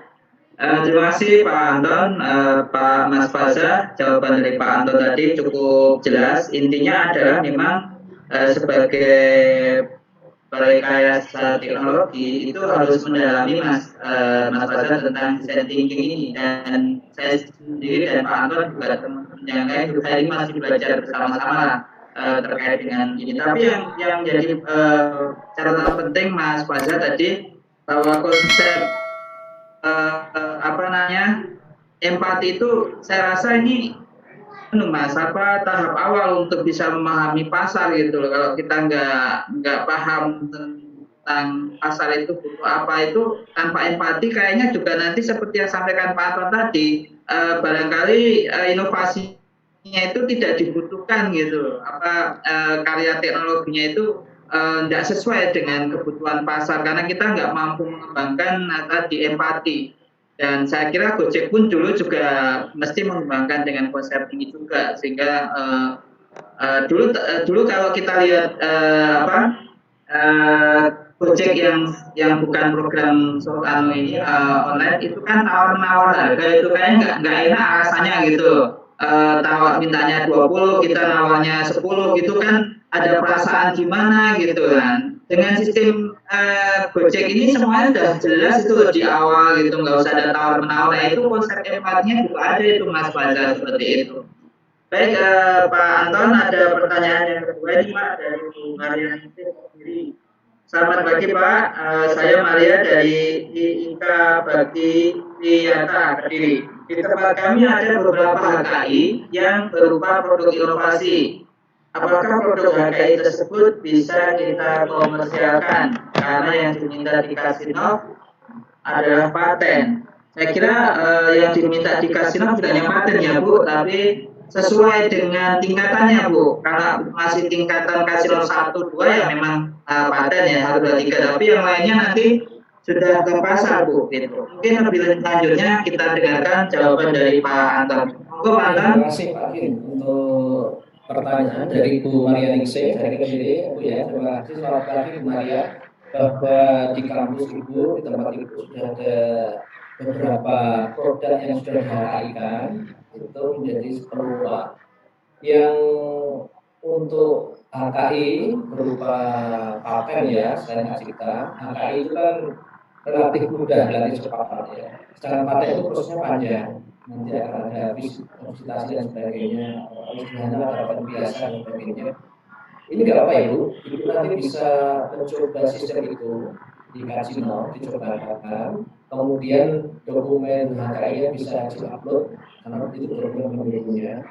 Nanti bisa menilai, sepuluh sampai mengurus paten, karena paten itu paling cepat bisa 2 tahun, atau lebih dan sebagainya. Atau yang desain produknya, desain industrinya, itu juga bisa.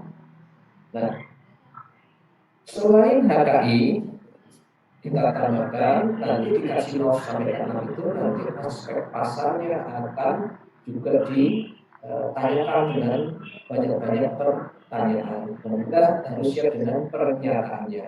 Pernyataan yang kita sampaikan justru itu harus didukung dengan dokumen. Sehingga ketika inovasi-inovasi yang ada di kampus itu atau instansi Ibu tadi itu harus sudah jelas target marketnya, nanti segmentasinya, pasarnya, untuk siapa produk ini. Misalnya produk APK, olahraga pendidikan misalnya, API olahraga edukasi. Ini untuk siapa? Untuk para siswa. Siswa siapa? Siswa SD, SMP, SMA, atau TK. Untuk tahun TK. Ada nggak buktinya? Nah, kemitraan, bukti jualannya, bukti ibu presentasi, bukti ibu penjualannya itu dilampirkan ke dalam data bahwa pasar sudah ada. Kemudian investor itu juga akan ditanyakan untuk sustainability-nya, bahwa karya inovasi ini dilirik oleh investor. Maka harus ada bukti siapa investornya, apa dokumen pendukungnya, MOU-nya ada tidak, pembagian profit sharing-nya seperti apa dan sebagainya, itu juga. Nah, kemudian yang lebih tinggi lagi adalah risk management. Ini baru berjalan 2 tahun, kira-kira produk ini masih diminati tidak oleh pasar. Nah, ini risk management. Kemudian produk ini kira-kira nanti aman tidak dikirim ke luar Jawa, atau sebaliknya kalau mereka dari Jawa dikirim ke antar pulau sebagainya. Oh sudah, ini sudah dapat sertifikasi untuk casingnya, ini sudah dapat sertifikasi dari misalnya sertifikasi Sukovindo. Nah, dokumen itu sangat penting karena 124 pertanyaan ini hampir semuanya memerlukan dokumen pendukung ya mungkin ya. Jadi dokumen walaupun foto ataupun sertifikat ataupun MOU, bukti rapat, bukti uji coba, bukti pergantian bahan ataupun material itu dikumpulkan semua. Makanya kemarin waktu sosialisasi dengan Komstek sosialisasi Kasino, ada para peserta yang menyampaikan, Pak, kalau Kasino itu diurus oleh seorang peneliti atau tim peneliti saja itu sangat berat. Karena dokumentasinya harus ketat, harus valid, harus proven, harus betul. Terus beliau mengusulkan bisa nggak masing-masing kampus mengurusnya. Jadi dengan era Kasino ini, dengan permen ini, kampus-kampus semestinya sudah mulai mempunyai task force atau panitia biasanya. Jadi nanti dari Kasino ada akun untuk panitia. Panitia melakukan sosialisasi internal ke dalam. Jadi sebelum penelitian dimulai, terutama penelitian terapan, itu sudah mempunyai roadmap yang jelas. Ini nanti sampai TKD 9 kira-kira berapa tahun? Kalau dijalankan 2021, kira-kira 3 tahun ke depan sudah siap nggak sampai TKD 9 sampai dilempar ke pasar. Nah, selama 3 tahun 4 tahun ke depan itu dokumen-dokumen harus betul aman, harus siap mulai sejak inisiasi penelitian sampai level prototyping, sampai level testing, level sertifikasi, sertifikasi sampai jualannya. Jadi aspeknya memang banyak dan itu adalah kampus perguruan tinggi untuk benar-benar menyiapkan panitia ataupun lembaga khusus yang nanti benar-benar mengawal inovasi-inovasi dosen. Saya Pak, hampir semua kampus sudah didanai oleh DRPM atau bahkan LDP untuk riskro dan sebagainya. Kalau tidak sampai jual itu sayang. Berapa miliar kampus yang saat ini dapat? Kampus kami aja sampai 10 ya kalau nggak salah per tahunnya. Tapi kalau berhenti di publikasi saja masyarakat bertahun-tahun tidak merasakan karya-karya kita. Inovasi ini menjadi tantangan. Jadi buat kampus saatnya kampus itu benar-benar membumi, tidak ngawang-ngawang, tidak daging-daging buat teori-teori yang tinggi tapi sampai sekarang masih bikin dari luar ini karya walaupun dari teknologi 4 guna itu malah manfaatnya kalau panjang long term. Tapi mohon maaf, aplikasi juga sama terpublikasi juga, apalagi kalau mau ngejar ke guru besar. Kalau publikasi elitis itu kan akademis dan peneliti. Tapi kalau karya produk ini lebih holistik, tapi semua bisa merasakan. Jadi itu harapannya dari dosen, Pak peneliti, dokumentasi sangat penting. Dokumentasi sangat penting. Ini menunjukkan bahwa strategi dia tidak bisa mengklaim, oh saya sudah melakukan. Kami sudah menerima mahasiswa seperti mana jumlahnya, kami sudah menerima mana jumlahnya. Di Kasino sudah sama, dokumentasi. Itu antara Pak Anton, terima kasih Pak Anton. Ini Bu Marin mungkin jawaban dari Pak Anton sudah jelas. Jadi intinya kalau masih tahap berikutnya itu seperti tadi sudah disampaikan Pak Anton itu testing dan sebagainya hingga sampai ke produksian. Ini cukup banyak di sini karena masih ada aspek teknologi yang jauh lebih kompleks dibandingkan aspek TKT ya. Kita sudah menggunakan TKT itu masih aspek teknologi. Begitu masuk ke Kasino tadi aspek ke kaitan ke non teknologinya yang dikompleks. Masih ada waktu, saya persilakan jika ingin bertanyakan Pak Sahrudin, Pak, mungkin ada pertanyaan bidang inovasi bidang farmasi Pak. Pak Sahrudin silakan Pak. Bisa sharing ini ya Pak. Dibuka dulu ya mikrofonnya. Ya, silakan. Oke, assalamualaikum warahmatullahi wabarakatuh. Waalaikumsalam warahmatullahi wabarakatuh. Ya, jadi yang saya mau tanyakan terkait dengan penjelasannya Pak Anwar tadi itu tahapannya ternyata panjang ya. Saya dalam 1 tahun terakhir ini sedang mengembangkan satu produk Pak, namanya Carragino kapsul. Paragino ya Pak ya? Carragino kapsul ini untuk yang diperoleh dari rumput laut, Pak. Pertimbangannya karena potensi rumput laut di Sulawesi Selatan kan cukup besar. Kemudian penyakit yang sekarang berkembang ini kan terus valensinya tinggi, yaitu diabetes, kemudian pelemahan di hati, termasuk juga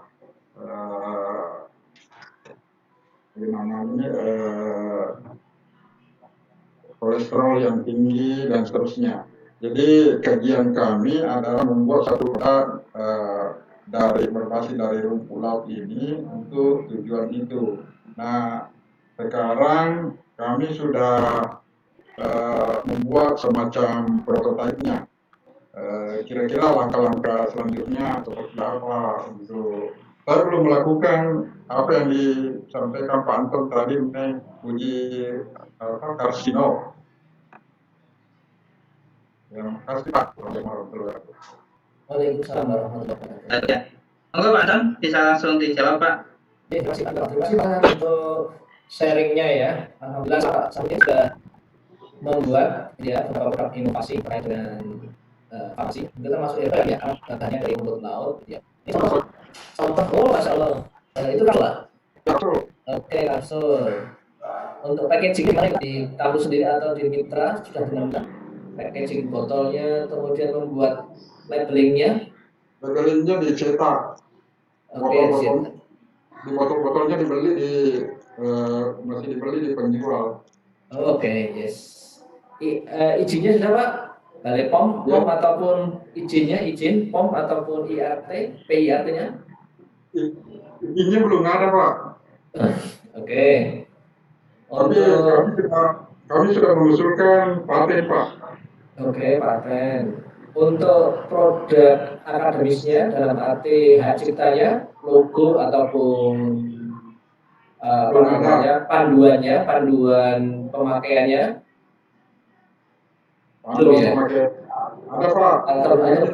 Atau buku pendukung, oke, buku pendukung. Misalnya Pak Sahuddin nanti membuat satu buku saku menggunakan khasiat buku khasiat konsumsi herbal berbasis rumput laut tadi itu apa, kemudian nanti itu kan Pak Sahuddin lebih jago daripada saya ya. Tapi ini terima kasih Pak Sahuddin dan juga Pak yang lain, langkah-langkah hebatnya produk-produk obat-obatan ataupun herbal yang sudah sampaikan di awal tadi, beda dengan produk elektronik. Ini life cycle-nya bisa lebih panjang. Masa trust masyarakat ke produk ini bisa lebih panjang. Beda dengan handphone. Handphone ini beli saat ini kelihatan elit, 2 tahun lagi ini sudah kelihatan kuno jadul. Itu tidak berlaku untuk obat. Kalau untuk makanan, iya, makanan sekarang itu trennya hampir tiap tahun ganti. Sudah berubah orang, makanan dengan fungsional. Sekarang orang makan misalnya wisata kuliner. Kalau nggak inovatif akan ditinggalkan. Tapi kalau obat sama kita tahu juga. Nanti langkahnya Pak kita usulkan melalui sentiment tadi Pak, benar ataupun empatik stepnya ini benar-benar ditanyakan ke masyarakat. Misalnya orang penderita diabetes, Ibu kalau konsumsi obat-obatan yang dari kimia itu nanti resikonya apa dan sebagainya, ada yang bosan, ada yang jenuh, ada yang terpengaruh ginjal dan sebagainya. Ini Pak, ini wilayahnya Pak Sahuddin. Kemudian pertanyaan lagi, ini kemasannya Pak dicek juga. Kemasan seperti itu sudah banyak berkota itu. Coba membuat yang kemasan ini tadi Pak itu orang yang expert di bidang desain produk. Jadi nanti kita di awal tadi bukan hanya teknologi saja, tetapi level sampai ke teknologi packagingnya. Labelnya pun kebanyakan herbal yang kita lihat ini ada di sebelah sini di ruang Pak Tirtato. Kebanyakan stiker di sablon gitu Pak ya. Kita printing bisa dari botolnya berbeda, kemudian printingnya benar-benar sudah di botolnya. Nah itu kan benar. Nah berikutnya define-nya sangat dibutuhkan, mendefinisikan apa sih kelebihan-kelebihan dari produk berbahan alami dari kurma tadi itu fungsinya.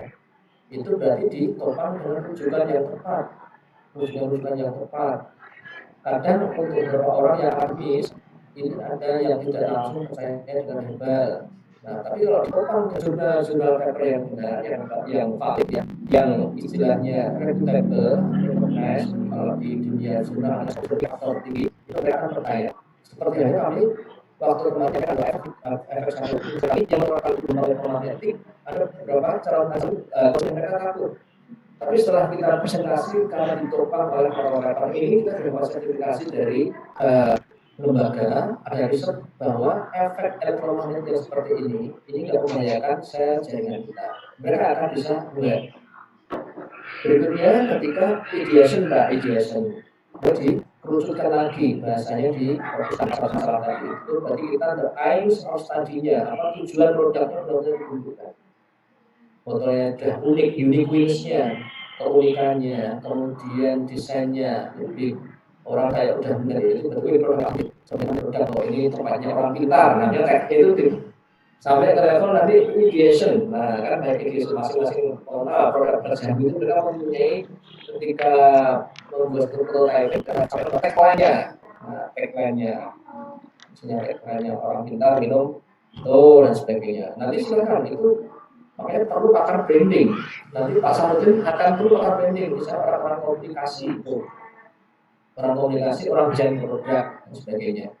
Nah ternyata Pak Samudin tadi belum mengurus paten hak cipta termasuk PIRT, apalagi Telekomnya. Telekom nanti akan dilama lagi lah ya. Nah setidaknya PIRT-nya. Nah di berikutnya di testing yang langkah kelimanya, testing setelah ideation, kemudian prototyping, yang terakhir tadi testingnya. Testing yang besar. Kita menunggu kalau biasanya kalau obat itu kan ataupun suplemen ya bahasanya ya, itu testimonialnya sangat dibutuhkan. Bagaimana efek setelah 1 minggu, 2 minggu atau setelah bulan mengkonsumsi produknya Pak Samudin. Ini testimonial ini banyak digunakan oleh teman-teman jaringan yang sebenarnya langsung mereka kekuatannya di sana, testimonial sebagainya. Saat ini luka saya dengan konsumsi ini sekarang sudah sembuh, itu dah pakaian para farmasi. Nah itu termasuk modelnya ketika testing ini, sehingga pasca kasino Pak Samudin nanti ada model baru berpikir model bisnisnya. Nah model bisnis nanti dengan BMC Pak, bisnis model kanvas sudah banyak sudah di internet tentang BMC. Nah, sekarang sedang melakukan pelatihan terkait untuk menjalankan bisnis kita dengan bisnis model kanvas. Nah, rantai itu, siklus itu yang perlu kita gunakan sehingga nanti ketika habis testing kita akan mendapatkan umpan balik feedback dari konsumen maupun reseller misalnya. Pak Samudin bisa menggunakan untuk sistem model bisnisnya, bisa menggunakan kelebihannya, market potensialnya, termasuk reseller nanti bisa menjadi penjualnya, kemudian mungkin nanti jaringan asosiasi, kalau Pak Kinto punya pergisti ya yang mereka nanti jamu tradisional. Nah itu kekuatan yang bisa dikait oleh Pak Samudin. Mungkin bukan hanya apotek dan toko obat, tapi apa jaringan. Nah itu nanti akan banyak dikasih Pak sustainability usaha Pak Samudin ini ditopang dengan model penjualan yang seperti apa sampai ke sana lagi. Tapi sekali lagi Pak Samudin, kalau Pak Samudin sebagai dosen itu kalau memikirkan A to Z 5 langkah tadi sampai pasar dan sebagainya, Pak Samudin akan terlalu berat, nanti nggak sempat ngajar Pak, nggak sempat teliti, maka diperlukan teamwork yang kuat. Teamwork yang kuat. Itu biasanya adik-adik mudanya, adik-adik milenial itu mereka jago, mereka idenya sering out of the box, bagus, mereka kreatif, mereka dinamis. Nah kita bisa mengait. Nah produk saya yang Agrimon dan Simon Poli ini, saya tidak mengajak usaha teman-teman yang seusia saya Pak Samudin, tapi saya malah mengajak mengkader mereka sejak mahasiswa. Awalnya mereka sebagai pembantu peneliti. Dari sekian belas itu ada yang ngambil sebagai 7 TA-nya, tugas akhir skripsinya. Nanti akan tersaring siapa yang punya passion sampai level ini mempunyai bakat sebagai marketer. Ini mempunyai bakat untuk sebagai presenter. ada yang memiliki bakat menggait investor. Dan alhamdulillah kami bisa mendapatkan itu selama 4 tahun penelitian bersama dengan dibantu RRI sampai recruiting alumni. Nah, dua di antara alumni tadi memilih tidak mencari pekerjaan di tempat lain. Mereka memilih, Pak, saya siap untuk meneruskan mengembangkan produk kita bersama ini. Oh, terima kasih. Berarti Anda langsung jadi CEO-nya. Nah, saya sebagai apa? Pak Sandi sebagai apa? Pak Sandi dan kita sebagai dosen nanti sebagai foundernya saja. Kita masuk lagi ke kampus, riset lagi tentang riset pengembangan dari produk rumput laut tadi, atau varian baru lagi untuk memperkaya katalog produk dari PT yang kita buat. Alhamdulillah, kami sudah pendirinya PT Pak, PT. Tapi yang ngurus perizinan, pendirian PT dan sebagainya sudah bukan saya lagi. Nanti kalau saya tidak sempat ngajar, nanti dimarahi Pak Dekan saya. Tapi sudah kita berbasis organisasi. Makanya organisasi ini menjadi aspek penting di dalam kajian juga organisasi selain kemitraan. Organisasi itu internal, karena ada yang bertanya apa bedanya kemitraan dan organisasi. Kalau kemitraan itu lebih involve internal kita, kalau kemitraan itu eksternal, itu kalau pasar kita coba jalan kita. Tapi kalau organisasi itu tim kita. Nah, Pak Sahudin sudah punya tim inti belum mengerti tim utama? Tim peneliti Pak. Oh, masih tim peneliti ya. Berarti dosen-dosen Pak? 4 orang. Oh, 4 orang. Berarti dosen semua Pak ya? Dosen semua. Oke, ada yang background marketing Pak? Belum ada Pak. Oke. Iya. Jadi farmasi semua ya? Ya. Pak kita kata ya. Nanti makanya aspek non teknis itu nanti 5/6 Pak. Aspek teknisnya akhirnya itu cuma 1/6. Begitu Pak Sarudin ya? Iya. Menarik sekali Pak ya. Iya, saya akan Pak Anton. Izin. Jadi Pak Sarudin satu tim itu yang masuk 1/6 tadi itu Pak. Satu tim penelitiannya Pak Sarudin itu masih di aspek yang teknologi semua. Padahal tadi Pak Anton menjelaskan yang non teknologinya itu ada juga yang 6 aspek ini yang dilakukan oleh tim yang bukan dari kalangan peneliti atau akademisi begitu Pak, karena ruang lingkupnya lebih banyak yang harus dikerjakan Pak Sarudin.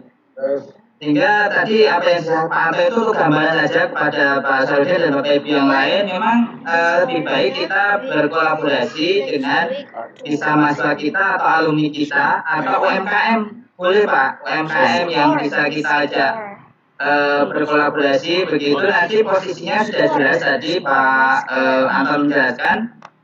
Bapak Ibu sebagai inventor itu statusnya sebagai founder gitu, sedangkan mereka sebagai CEO-nya atau yang menjalankan dari usaha itu, termasuk marketing dan seterusnya. Terus tadi Pak Anton menyinggung aspek BMC Pak Sarudin. BMC itu di dalamnya itu ada istilahnya value proposition. Jadi keunggulan produk Bapak ini apa? Produk tadi apa yang mengandung rumput laut tadi itu harus harus bisa didefinisikan keunggulan atau keunikan produk Pak Sarudin itu. Itu nanti mungkin ada pelatihan atau webinar berikutnya Pak yang bisa diikuti dari KUBI dan terkait dengan BMC. Saya kira demikian Bapak Ibu. Pak. Ya, apa yang sudah disampaikan Pak Anton semoga membuka wacana baru kita, open mind, karena sebagian besar dosen masih ada di ranah yang sangat elitis bahasanya Pak Anton tadi, yang masih dipicu dengan parameter publikasi ya, dan itu kita selalu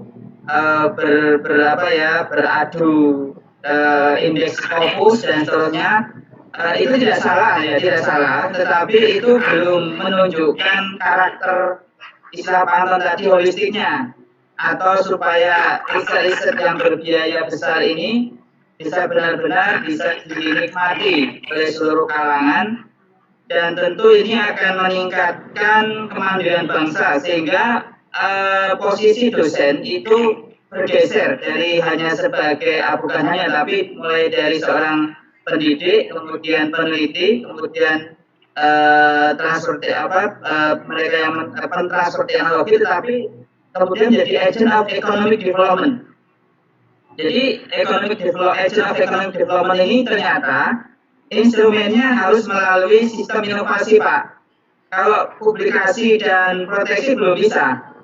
Publikasi dan proteksi belum mampu mengangkat posisi dosen menjadi agent of economic development. Jadi apa yang disampaikan Pak Anton ini semoga memberikan spirit bagi kita untuk kita naik kelas begitu Bapak Ibu ya, naik kelas dari yang awalnya suka dengan publikasi-publikasi dan proteksi paten dan sebagainya, mari kita dorong lagi untuk bisa benar-benar menjadi produk yang memiliki nilai kemanfaatan yang tinggi melalui tahapan-tahapan yang sudah panjang lebar tadi dijelaskan oleh Pak Anton. Demikian Bapak Ibu dari kami, Ubi, mohon maaf atas segala kekurangan, keterlambatan tadi kita memulai. Semoga kita bisa berjumpa lagi di sesi berikutnya yang terkait dengan program-program untuk kita bisa mendorong produk-produk riset kita menjadi produk komersial. Terima kasih Pak Anton atas waktunya, Bapak Ibu semuanya. Kita bertemu kembali di sesi yang akan datang. Dari kami, Kubi, mohon maaf atas segala kekurangan, keterlambatan tadi kita memulai. Semoga kita bisa berjumpa lagi di sesi berikutnya yang terkait dengan program-program untuk kita bisa mendorong produk-produk riset kita menjadi produk komersial. Terima kasih Pak Anton atas waktunya. Sama-sama. Assalamualaikum warahmatullahi wabarakatuh.